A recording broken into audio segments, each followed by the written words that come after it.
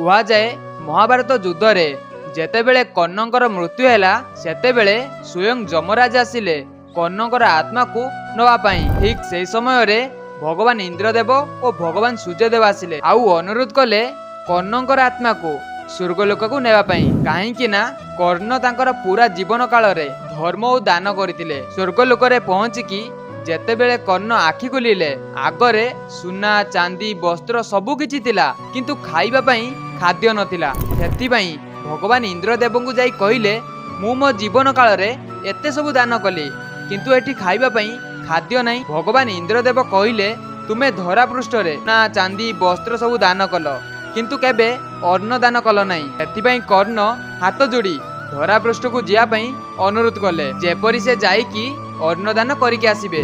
सेति पई सेही दिनटारु आज पर्यंत अन्नदान और पिंडदान प्रथा चली आसुची।